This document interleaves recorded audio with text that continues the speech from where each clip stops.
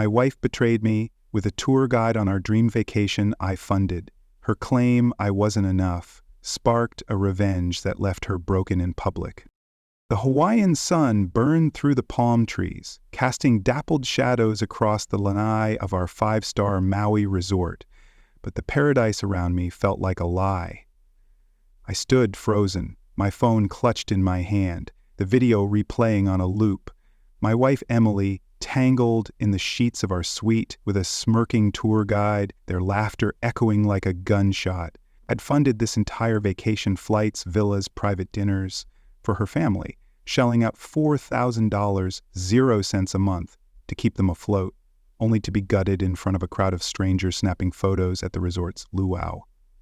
My name's Lucas Harper, 33, a former Marine turned private security contractor, a man who's faced insurgents in Kandahar and corporate sharks in sea. The whispers of the crowd, the pity in their eyes, the way Emily's family averted their gazes, it was a betrayal sharper than any blade I'd dodged in combat. I'm not a saint. I've got my flaws. Work keeps me up past midnight, my temper flares under pressure, and my gear tends to clutter our penthouse. But I've always been loyal, pouring my heart into the life I built with Emily, the woman who stole my breath 10 years ago at a San Diego Tech Expo. She was 20 then, a marketing major with hazel eyes that shifted like the Pacific, a laugh that could stop a room, and a wit that cut through the noise of a crowded panel. We bonded over bad conference coffee, and by the end of the week I was hooked. 7 years ago we married in a chic Malibu ceremony, the ocean breeze carrying our vows as we promised forever. We bought a Seattle penthouse, a sleek glass fortress overlooking Puget Sound, and built a life that screamed success. Morning espressos, weekend yacht trips, gala dinners with Seattle's elite. I thought we had it all. Emily's career was a rocket, crafting campaigns for tech startups that turned founders into millionaires. I was no slouch either, running a private security firm that protected CEOs and diplomats, my Marine training giving me an edge in a world of high-stakes threats. Our routine was polished. Espressos at dawn, strategizing over dinner. Stolen moments on the penthouse balcony. Sure, the spark wasn't as wild as it was when we were sneaking into each other's dorms. But it was steady, real, or so I thought. That video, sent anonymously to my phone during the luau, shattered everything. Emily, my Emily, with a tanned, cocky tour guide named Kai in the bed I'd paid for. Her family, who I'd bankrolled for years, stood silent as the scandal unfolded, their faces a mix of guilt and indifference. Their defense line, I didn't confront her that night. I couldn't. My training kicked in. Stay calm, assess, act later. I stormed back to our villa, the tropical air thick with betrayal, and cut off the $4,000 0 cents monthly transfers to her family. No more handouts, no more playing the dutiful son-in-law. By morning, my phone was a war zone. Text from Emily's mother pleading, "You can't do this, Lucas. We need that money." Her brother threatening, "You'll pay for this, Harper." I ignored them, my focus on survival. But the threats didn't stop there. Back in Seattle, my firm's servers flagged a cyber attack, a sophisticated attempt to leak client data. My tech team traced it to an IP in Reno, too close to Emily's family's Nevada roots to be a coincidence. The penthouse was a battlefield when I got home. Emily was waiting, her auburn hair now a blunt bob, her casual elegance replaced by a crisp power suit that screamed corporate warrior. She barely looked up from her phone as I walked in, her fingers flying across the screen. "We need to talk," she said. Her voice cold, like she was addressing a client, not her husband. "About Kai?" I shot back, the name burning my tongue. Her eyes flicked up, surprise flashing before she masked it. "That was a mistake," she said, her tone flat. "It's not about him. It's about us. I want a non-physical marriage." I laughed, a harsh, disbelieving sound. "You're screwing a tour guide on my dime, and now you want to play nun? Are you serious?" Her hazel eyes hardened. "I'm deadly serious, Lucas. Physical intimacy is a distraction. I've been following these visionary women online, and they're right. Sex ties us to outdated roles. We need to evolve emotionally. My stomach churned. This wasn't the woman who danced with me under Malibu stars, who'd whispered plans for kids during late-night talks. Evolve? I said, my voice low, dangerous. You cheated, Emily. And now you're quoting internet prophets to justify it? They may understand me, she snapped, unlike you, who's stuck in some macho marine mindset. I need space to find my true self. A true self, I roared. What about our marriage? 10 years, Emily. I've given you everything, support, love, this damn penthouse, and you repay me with this? She stood, her posture rigid. You're emotionally stunted, Lucas. You can't handle a woman who's awakening to her power. She grabbed her phone and walked out, leaving me in the dark, the Seattle rain pounding the windows like gunfire. The next week was a descent into chaos. Emily became a stranger, her phone a constant shield, earbuds blocking me out. I'd catch snippets of podcasts, self-righteous voices droning about patriarchal conditioning and female liberation. Her wardrobe shifted to designer blazers, her warmth replaced by a calculated edge. I tried to pull us back, cooked her favorite ribeye, booked a Napa getaway, suggested a hike in the Cascades. She brushed me off, her eyes glued to her screen. I'm busy, she'd say, or I need to focus on me. Focus on her? We lived in a penthouse with a view of the Space Needle. What more did she need? Then the feds called. My firm was under investigation for security lapses, an anonymous tip claiming we'd mishandled client data. My COO, Javier, was livid. Our protocols were ironclad, but the scrutiny could tank us. I spent nights combing through logs, my mind split between the investigation and Emily's betrayal. Was her family behind this? Or was it something else? One night, I came home to find our penthouse transformed into a cultish retreat. A dozen women I'd never met sat in a circle, burning incense that stung my eyes, chanting about rejecting male dominance. Emily led the group, her voice fervent, like she was auditioning for high priestess. I overheard one woman declare, "Cutting physical ties is the first step to freedom." The others nodded, their eyes gleaming with zeal. I retreated to the balcony, the city's pulse drowned out by my racing heart. Paranoia took hold. Emily's secrecy, locked screens, hushed calls, new passwords, screamed affair, but Kai wasn't the only threat. I felt like I was losing her to something bigger, something sinister. One evening, her tablet was left unlocked on the kitchen island, a rare mistake. I hesitated, my Marine code screaming ethics, but I needed answers.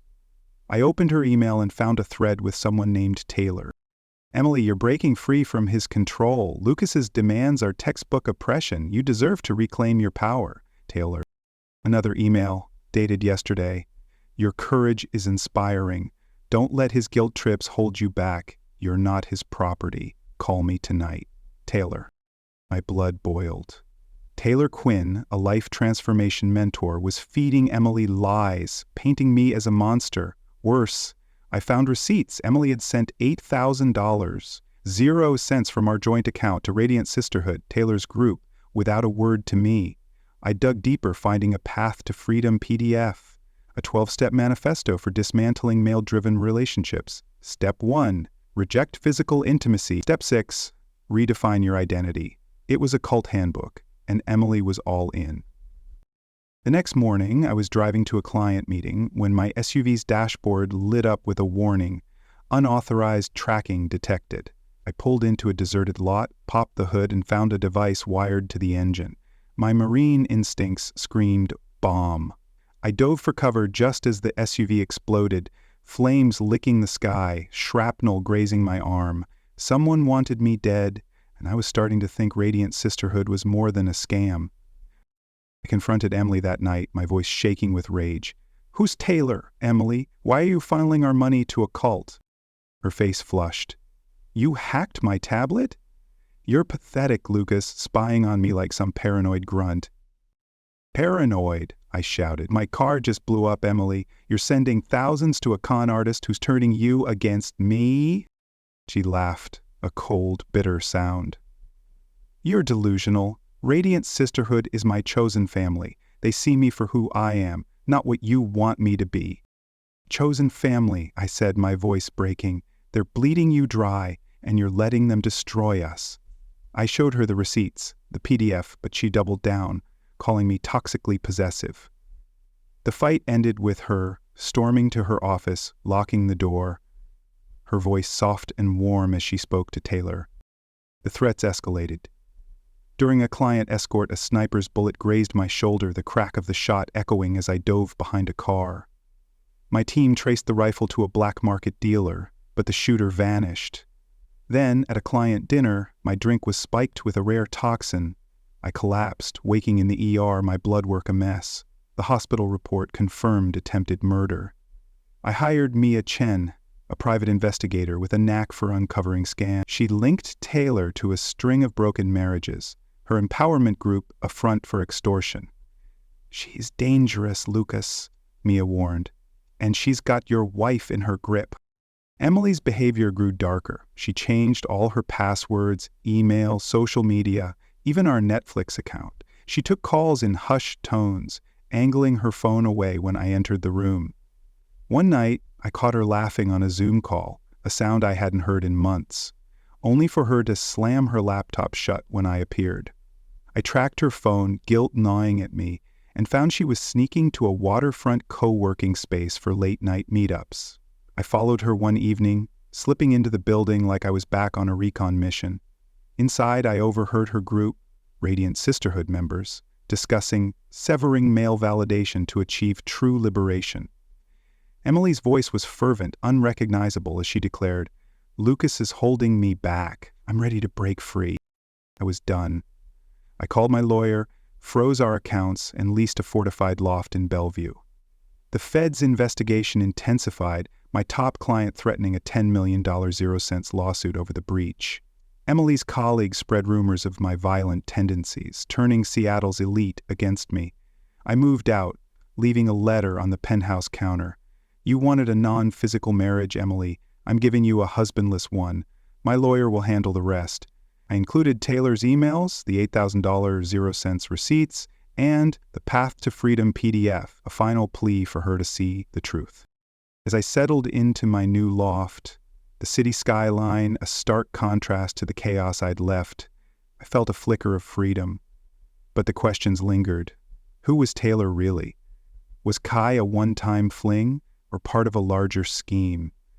And Emily, was she too far gone, or could the woman I loved still be saved?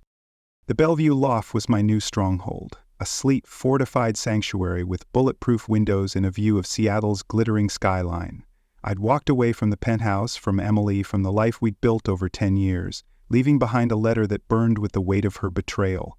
My name's Lucas Harper, 33, a former Marine turned private security contractor, a man who stared down death in war zones and corporate boardrooms. But nothing prepared me for the war at home. Emily's affair with a tour guide named Kai on a Hawaiian vacation I funded, her plunge into a cultish group called Radiant Sisterhood, and the escalating threats that followed my decision to cut off her family's $4,000 0 cents monthly lifeline.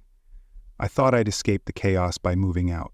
But the real fight was just beginning, and it was darker, more dangerous than anything I'd faced in combat. The first days in the loft were a strange mix of liberation and dread. I set up the place with military precision. Spartan furniture, a high-tech security system, my old Marine gear mounted like a reminder of my resilience. I joined a martial arts dojo in Bellevue, the crack of my fists against pads, a cathartic release for the rage simmering inside me. My Marine buddies, guys who'd had my back in Fallujah, rallied around me, pulling me into late-night poker games and whiskey-fueled talks at dive bars along Lake Washington. Their loyalty grounded me, but at night, alone, with the hum of the city, Emily's words echoed, "You're toxically possessive." The woman I'd loved, who'd once planned a future with me under Malibu stars, had turned me into the enemy, guided by a shadowy, life transformation mentor named Taylor Quinn. Was she still in there, the Emily I'd married? Or had Radiant Sisterhood stolen her for good? My phone was a battlefield of its own. Emily's texts came in waves. "Lucas, I'm sorry. Please talk to me." Her voicemails were raw, desperate. "I messed up, Lucas. I need you." I deleted them, each one a dagger to the heart, but I couldn't shake the question, could I trust her remorse? Or was it another layer of manipulation? Then there was Taylor's email, smug and taunting. "Emily's transformation is fragile, Lucas. You're breaking her," I fired back. "Stay away or I'll bury you in your scam," and blocked her. But the threat lingered like smoke. My confrontation with Emily had been a firestorm. I'd found emails from Taylor urging her to escape male oppression, painting me as a controlling monster. She'd sent $8,000, 0 cents of our money, to Radiant Sisterhood, a group I'd uncovered as a scam targeting wealthy women. Their Path to Freedom PDF, the cultish blueprint for dismantling relationships, was Emily's new gospel. When I called her out, she'd lashed out, calling me toxically possessive, and Radiant Sisterhood her chosen family. The fight had ended with her locked in her office, whispering to Taylor while I stood in our penthouse, surrounded by the wreckage of our life. The threats didn't stop with words. My SUV had exploded in a deserted lot, rigged with a tracking device I'd barely detected in time. A sniper grazed my shoulder during a client escort, the bullet a whisper of death. Then, at a client dinner, I'd collapsed, poisoned by a rare toxin that nearly stopped my heart. My private investigator Mia Chen linked these attacks to Taylor Quinn, whose Radiant Sisterhood was tied to a network of fraud and broken marriages. Mia was digging deeper. But the deeper we went, the more dangerous it got. My firm was under federal investigation for security lapses. A client was threatening a $10 million 0 cents lawsuit, and Emily's colleagues were spreading rumors of my violent tendencies, turning Seattle's elite against me. I was fighting a war on multiple fronts, and I was losing ground.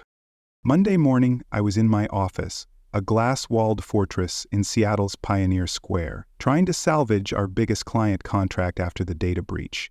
My team was fraying, the federal investigation breathing down our necks. Javier, my COO, burst in, his face grim. "Lucas, we've got a problem."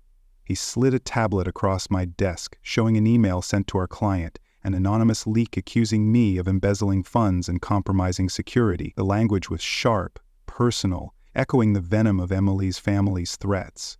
"This came from a server in Nevada," Javier said, "your in-law's backyard." "Get our cyber team on it," I ordered, my voice tight, "and lock down every client file. No one gets access until we trace this." As Javier left, my phone buzzed with a text from an unknown number. "You can't hide, Harper. The truth will find you." I forwarded it to Mia, who replied, "Burner phone. I'm working on it. Stay vigilant." That night, I returned to the loft to find it firebombed. The windows were shattered, the walls blackened, and carved into the charred remains of my desk was a single word: betrayer. My Marine training kicked in. "Clear the perimeter, check for secondary devices." But the attacker was gone. I called Mia, who arrived in a beat-up sedan, her eyes scanning the wreckage.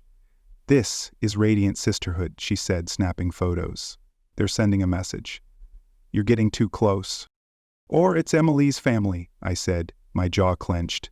They'd escalated their lawsuit, demanding $5 million, 0 cents for emotional abandonment, a blatant cash grab. Mia shook her head.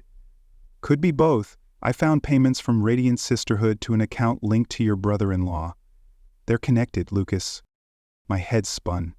Emily's family, Radiant Sisterhood, Taylor Quinn, were they all in on this? I couldn't sleep, my mind racing with questions. Was Emily complicit, or just a pawn?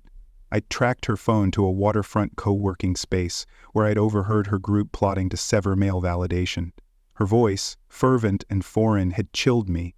I needed answers, but every step felt like walking into a trap. The next day, a bombshell landed. A whistleblower from Radiant Sisterhood, Zoe, contacted me through Mia's secure channel. Her email was frantic. "Taylor targets women like Emily, wealthy, ambitious, vulnerable. She isolates them, drains their accounts, and funds a network of shell companies. I have proof, but I'm in danger." Attached were bank records showing $12,000 0 cents from Emily's transfers funneled to an offshore account, plus a list of other victims. I called Zoe, my pulse racing. "What's Taylor's endgame?" I asked. "Oh no," she whispered, her voice trembling. She's got enforcers, hackers, hired muscle. They know I'm talking. I'm leaving Seattle tonight. The call cut off. Hours later, Mia forwarded a voicemail from Zoe. They found me, I'm running. Tell Lucas to watch his back. Her voice was raw, then silence. She was gone. My blood ran cold. This wasn't just a scam, it was a syndicate. I met Mia at a greasy diner in Capitol Hill, the kind of place where no one eavesdrops. She slid me a folder. Taylor's not just a con artist, she said. She's linked to organized crime, extortion, blackmail, maybe worse. Those offshore accounts? They're funding something big, and Emily's money is in the mix. What about her family? I asked, my voice low. Payments to your brother-in-law, small but consistent, Mia said. Could be a payoff, could be coercion. We need more time. Time was a luxury I didn't have. That night, I was ambushed in an alley near my office. 2 armed thugs, faces masked, came at me with knives. My Marine training saved me. I disarmed one, knocked the other out, but not before a blade sliced my forearm. I searched their pockets, finding a burner phone with one contact, TQ, Taylor Quinn. I left them for the cops and drove to the loft, blood dripping, my mind racing. This was war, and I was the target. I called my lawyer, Rachel Kim, and laid out everything. The emails, the $8,000, 0 cents, the attacks. File for separation, I told her, and protect my assets. I'm not losing everything to this. She set up new accounts, rerouted my income, and secured my firm's contracts. I was done playing victim. I tracked Emily to the co-working space again, slipping in after hours with my lock-picking skills from the core. The room was empty, but a tablet glowed on a table, showing a live Zoom feed. Emily's face filled the screen, her voice fervent as she spoke to Taylor. Lucas is suffocating me, she said, her words a knife. I'm ready to let go. Taylor's voice was smooth, predatory. You're almost free, Emily. Cut him out, and you'll soar. I recorded it, my hands shaking, every word proof of Taylor's hold over her. The pressure was relentless. Emily's colleagues escalated their rumors, painting me as a volatile ex-Marine, costing me invites to Seattle's elite events. Her family's lawsuit gained traction, their lawyers spinning lies about my neglect. Zoe's disappearance haunted me, her voicemail a warning I couldn't ignore, and my firm's client deadline loomed. 48 hours to fix the breach, or we'd lose millions. I confronted Emily one last time, my voice raw. You're funding a criminal, Emily. Taylor's using you, and you're too blind to see it. I showed her the bank records, the path to freedom, Zoe's email. Her face faltered, but she lashed out. You're obsessed. She spat. Radiant sisterhood is my lifeline. You're just threatened by my growth. Growth? I roared. They're sending thugs to kill me, Emily. My car exploded. I was shot at, poisoned. For a moment, fear flickered in her eyes, but she shook it off. You're lying to control me, she said, her voice trembling. Taylor warned me you'd do this. I laughed, broken and bitter.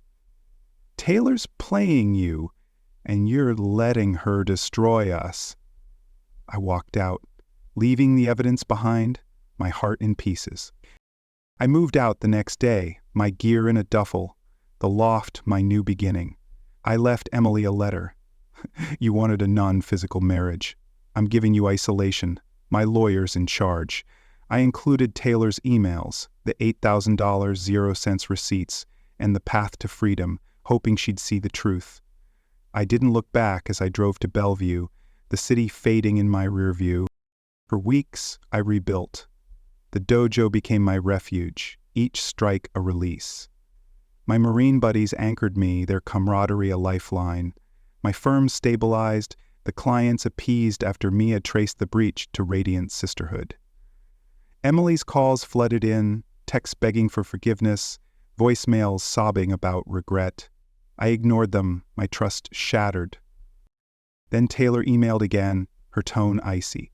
Emily's breaking without you. Stop interfering or you'll regret it. I replied, touch me again and I'll expose you to the world. I blocked her, but the threat lingered. Was she desperate enough to strike again? Emily showed up at my office a month later, a shadow of herself. Her blunt bob was grown out, her power suits replaced by jeans and a faded tee, her hazel eyes, red from crying, locked onto mine. "I was wrong," she whispered. Radiant Sisterhood took $12,000, 0 cents. My confidence, my marriage.